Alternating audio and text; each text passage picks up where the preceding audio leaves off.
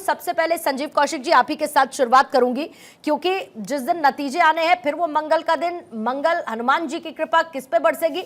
आम आदमी पार्टी के अपने दावे हैं कि इस बार फिर से जीत दर्ज करेगी, लेकिन कोई ऐसी पार्टी नहीं है जो फुल प्रूफ स्ट्रैटेजी के साथ ना चलती हो। और क्या आम आदमी पार्टी एंटी इनकम्बेंसी को कोई फैक्टर मानती है? देखिए पूर्णिमा, अलग अलग तरीके से देखा जाए तो सारी पार्टी ये दावा कर रही है कि हमारी तैयारी मजबूती से है, लेकिन सच बात यह है कि जो सामने दिखाई दे रहा है उसके हिसाब से 70 सीटों पर 70 प्रत्याशी सबसे पहले हमने घोषित की। हमने अपने मुख्यमंत्री का चेहरा घोषित किया। हमने ये क्लियर किया कि हम किन मुद्दों पर चुनाव लड़ेंगे। बिजली, पानी, शिक्षा, स्वास्थ्य, बूढ़े बुजुर्ग, ग्रंथी, पुजारी, जो भी है वो बिल्कुल एजेंडा क्लियर है। सवाल यह है कि जो हमारे सामने दम्भ भरती हुई पार्टी दिखाई दे रही है उसके पास कोई एजेंडा क्लियर है क्या? जो आपदा की बात कर रहे हैं, सबसे बड़ी आपदा तो भारतीय जनता पार्टी में दिखाई दे रही है। ना ही कोई चेहरा दिखाई दे रहा है, ना ही कोई नीति दिखाई दे रही है, ना ही कोई एजेंडा दिखाई दे रहा है। तो चुनाव कैसे लड़ेंगे? एक गालीबाज को सामने रख करके, हमारे मुख्यमंत्री के सामने, एक ऐसा गालीबाज जिसे कुछ दिनों पहले आप चुनाव में इसलिए टिकट नहीं देते हैं लोकसभा चुनाव में क्योंकि वो सदन में बैठ करके अपने ही साथी लोगों को गालियां बकता हुआ दिखाई देता है, उसको आप महिला मुख्यमंत्री के सामने खड़ा कर देते हैं। जो कांग्रेस पार्टी के ही महासचिव महिला के ऊपर बदतमीजी, पहले 10 मिनट के बाद में माफी मांग ली, फिर उसके बाद में हमारे मुख्यमंत्री के ऊपर।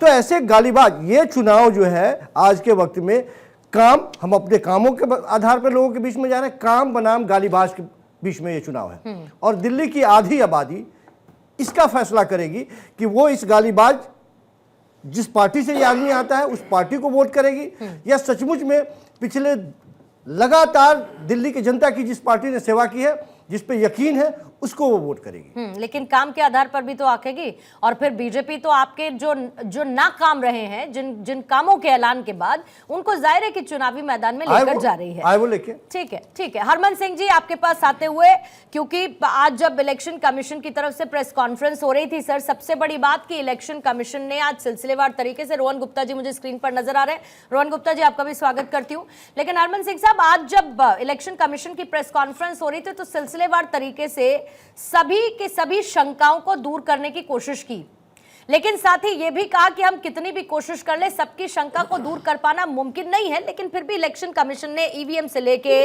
वोटर लिस्ट में गड़बड़ी से लेके और तमाम जो अनियमितताएं जिसका आरोप लगता रहा है उसको क्लैरिफाई करने की कोशिश की। फौरन उसके बाद संदीप दीक्षित की प्रतिक्रिया आती है और वो ये कहते हैं कि भाई अभी भी हमको भरोसा नहीं है, जनता को भरोसा नहीं है, इलेक्शन कमीशन आए और क्लैरिफाई करे। क्या कांग्रेस के पास कुछ और नहीं? क्या कांग्रेस के पास कोई जीत का आधार नहीं, जनता के बीच जाने का कोई आधार नहीं, या सिर्फ एक नैरेटिव बना के चलेंगे कि भाई अनियमितता हो रही है और यही वजह है कि हम इलेक्शन में परफॉर्म नहीं कर पाए या कर पाएंगे? देखिए, पहले तो मेरा नाम हरनाम सिंह है, इसको थोड़ा करेक्ट, इसको क्लियर कर लेती हूँ सर मैं। Thank you so much. Harnam Singh. दूसरी बात, जहां तक अगर दिल्ली के चुनाव की बात है तो हमारे पास बहुत ही स्वर्णिम काल का इतिहास रहा, शीला दीक्षित के 15 साल का और 10 साल के यूपीए 1 और यूपीए 2 का, जिसमें हमने हजारों ऐसे काम किए जो दिल्ली में आज नजर आते हैं। आज दिल्ली में 2 बातों पर चुनाव होगा कि 10 साल में फर्जीवाल ने दिल्ली को कैसे ठगा, अपराधी आरोपी शराब घोटाले के सरगना केजरीवाल ने दिल्ली के कितने भ्रष्टाचार किए, दिल्ली में आज जहरीली हवा क्यों है, प्रदूषण AQI लेवल 600-700 क्यों है दिल्ली।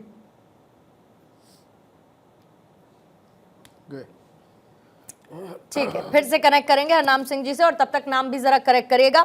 रोहन गुप्ता जी आपके पास आते हुए, इलेक्शन कमीशन ने आज पीसी में इस एक बात का जिक्र किया कि मर्यादा में रहकर प्रचार करना होगा। आप पहले ही जानते हैं कि रमेश बिदुड़ी की तरफ से दिया गया स्टेटमेंट, भले ही उसको लेकर उन्होंने माफी मांग ली हो, ये कह दिया हो किसी को ठेस पहुंची हो तो मैं अपने शब्दों को वापस लेता हूं, लेकिन आज इलेक्शन कमीशन ने कहा कि अगर आप लाइन क्रॉस करेंगे तो हमारी नजर आपके ऊपर है।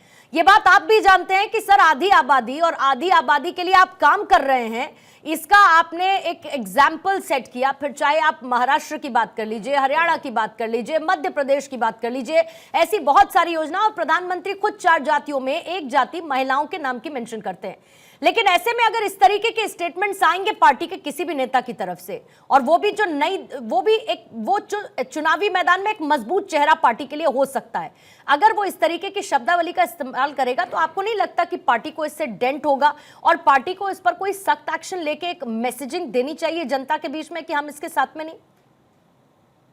पूर्णिमा जी, बिल्कुल, जो आज चुनाव आयोग ने, चुनाव हमारे कमिश्नर ने कहा सारी चीजों को हम सबको बहुत गंभीरता से लेना चाहिए। सारी राजनीतिक पार्टी को, वो भाषा के उपयोग की बात हो या जिस प्रकार से एक रेवड़ी कल्चर हो गया उसकी बात हो या ईवीएम के सवाल की बात हो, और भारतीय जनता पार्टी के एक कार्यकर्ता होने के नाते इन सब चीजों को मैं बहुत गंभीरता से लेता हूँ, स्वीकार भी करता हूँ। आपकी बिल्कुल बात सही है कि इस प्रकार की टिप्पणी से बचना चाहिए कोई भी पार्टी के नेता हो, पर उसके साथ साथ जो लोग आज ईवीएम पे ठीकरा हर बार फोड़ रहे हैं, जितने भी चुनाव आपने देखे हो पूर्णिमा जी, जैसे ही चुनाव खत्म होता है ईवीएम पे ठीकरा फोड़ना शुरुआत कर देते हैं। आज एक ईवीएम पे ठीकरा फोड़ने की मैं आपको डेट आज देके जा रहा हूं कि 8 फरवरी को इनकी ज्वाइंट प्रेस कॉन्फ्रेंस होगी। इंडी गठबंधन के दो बिछड़े हुए भाई मिलकर वापस ईवीएम पे ठीकरा फोड़ेंगे। नहीं होना चाहिए। देश की संस्थाओं पे सवाल उठाना बंद करना चाहिए। आज मैं आपको महाराष्ट्र का एक एग्जांपल दूंगा। वहां के चुनाव आयोग ने पूरी तरीके से चुनाव संपन्न होने के बाद में 288 बैठक के हर बैठक के 5 बूथ में जो वीवीपैट की स्लिप है और ईवीएम के आंकड़ों को